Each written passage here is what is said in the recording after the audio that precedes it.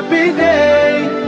Eid Mubarak, come on, let's celebrate, celebrate. আসসালামু আলাইকুম, ঈদ মোবারক সবাইকে। সামটাইমস উইথ তানজুমের ঈদ ব্লগে আপনাদেরকে ওয়েলকাম জানাচ্ছি। ব্লগটা শুরু করছি চাঁদ রাত থেকে।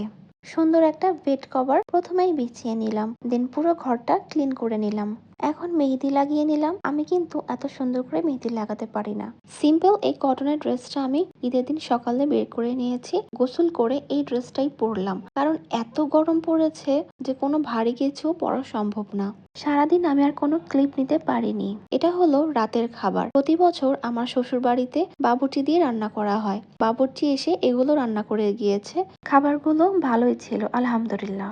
আমাদের মেন ঝামেলাটা হয় ঈদের সেকেন্ড দিন, কারণ ঈদের সেকেন্ড দিন আমাদের বাসায় কোরবানি হয়। আমি কোরবানি করার মাংস থেকে কিছু মাংস নিয়ে নিলাম, কারণ গত বছর থেকেই আমি এই আইটেমটা রান্না করা স্টার্ট করেছি। এটার নাম হচ্ছে চাপলি কাবাব। এটা একটা পাকিস্তানি আইটেম। এটার জন্য সলিড মাংসের পিস নিতে হবে।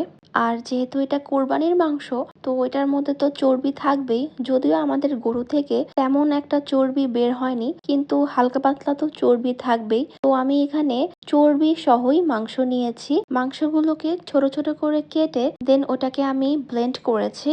ব্লেন্ড করে দেন মাংসের কিমার মধ্যে ডিম, তারপরে যাবতীয় মশলা, পেঁয়াজ, কাঁচামরিচ, যা যা প্রয়োজন, আদা রসুন পেস্ট, আমি সবকিছু দিয়েছি। ভিডিওটা আসলে অনেক বড় হয়ে যাবে, না হলে আমি পুরো রেসিপিটা এখানে শেয়ার করতাম।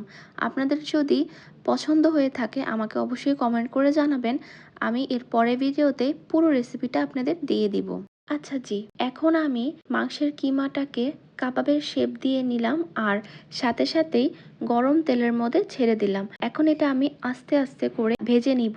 এটা যেহেতু সিদ্ধ করা হয়নি আগে, তাই একটু সময় নিয়ে এটাকে ভাজতে হবে। আমার নিজের রেসিপি বলে বলছি না, বাট এত মজা হয়েছিল এটা, আর যারা যারা খেয়েছে সবাই অনেক পছন্দ করেছে। তারপরে আরেক দিন দুধের সেমাই রান্না করেছিলাম, এটাও ভালো হয়েছে। আপনারা এই ঈদে কে কি বানালেন আমাকে অবশ্যই কমেন্ট করে জানাবেন। আল্লাহ হাফেজ।